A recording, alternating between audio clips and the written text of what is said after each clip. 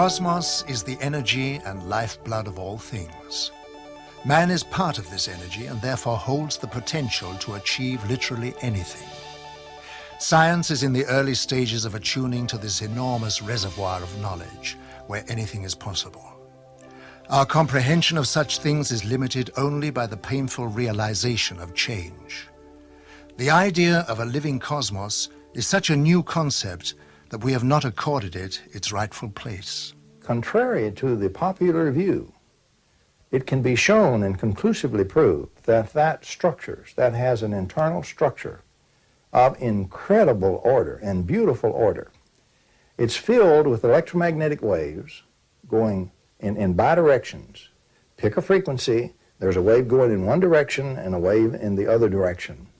The wave that's going backwards is an anti-wave. It's a time-reversed wave. And the vacuum is structured, this potential, a vacuum is just potential is all it is.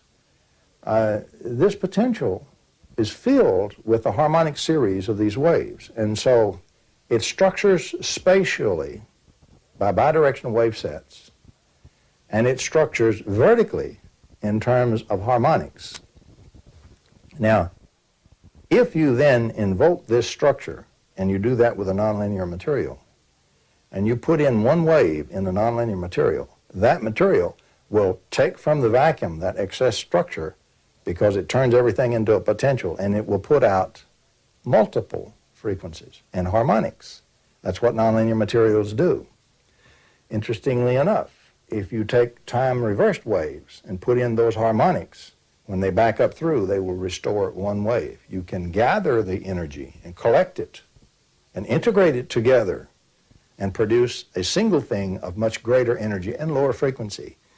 And so what you have is the vacuum structures in frequency and spatially, and the connection are waves. And by the way, these waves do not have to move at the speed of light. They can have much greater velocity.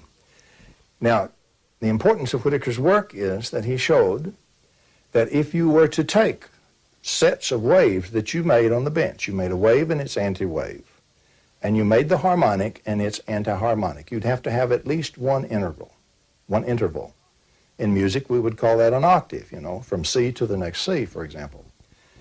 If you had at least one octave or one harmonic interval, you would then have a structured vacuum. Now, you can build such sets as these any way you wish to, and each one of those sets is a special form that you can build on the laboratory bench. There is a set, for example, that contains the electromagnetic parts that generate typhoid. That's Kazanashev's work, and that's Kazanashev's death photons that have been shown to carry death and disease. That work has been duplicated in West Germany, or Germany now, and also has been duplicated in Australia and here in the U.S.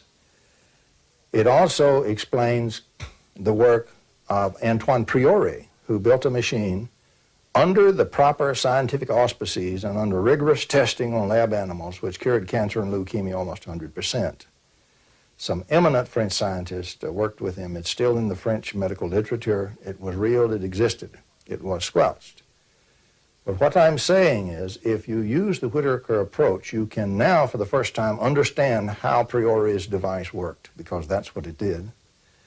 And he used a rotating plasma to make his phase conjugates.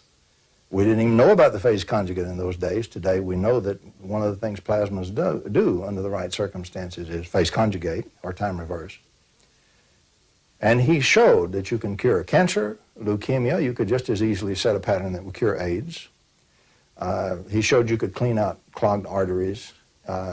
You could change the immune system, increase the immune system, bring it back up, which would be very valuable to AIDS patients, for example. For every disease, there is a pattern which causes the disease in this structure. For the cure to every disease, you simply take its pattern and time reverse it, and you get the precise electromagnetic antidote.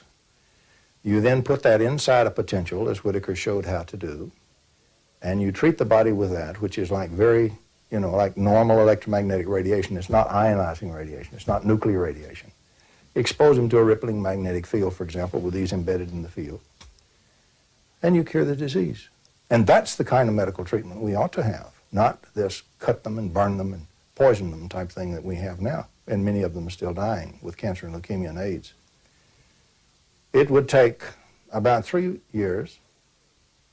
It would take a team of about 30-something people, facilities and so forth, about 3 years, about $20 million a year to deliver the ability to do that kind of electromagnetic treatment. Yes, our knowledge grows rapidly in almost every discipline. Conservative scientists in the past, or if you like, futurologists, have always been too cautious, too conservative in their estimates. We know that there's a turnover every 5 years of doubling our knowledge, with the consequence that we have a completely different view on the world. Most people can't even keep up anymore with the advance in science. They have problems understanding modern computer science, cybernetics, biogenetic engineering, or nuclear physics. We talked today about great unified models of the natural forces. The man on the street can't keep up, and he is only superficially informed about new aspects. We don't know what will happen in 20, 50, 100 or 1,000 years. However, there's one thing we do know, that whatever happens in the future, science will have advanced far more than we can possibly think of today. And no imagination, no fantastic model that we may produce today will justifiably come close to the actual advance in 1,000 years. We really do have, right now, available to be born, a completely new and drastically extended and drastically more capable physics, which unfortunately 4 nations of the world have weaponized but kept secret from their citizens and from the rest of the world. And what I am saying is that it's high time that instead of just using this in secret to build more weapons to kill more people and hurt more people or control more people, what we need to do is bring this out in the open and let's use it for the positive benefits, to heal people, to give them cheap energy and clean energy, to clean up the biosphere, to clean up our whole act, to be able to heal all these diseases and this kind of thing. That's what I'm saying we've got to get on with the job.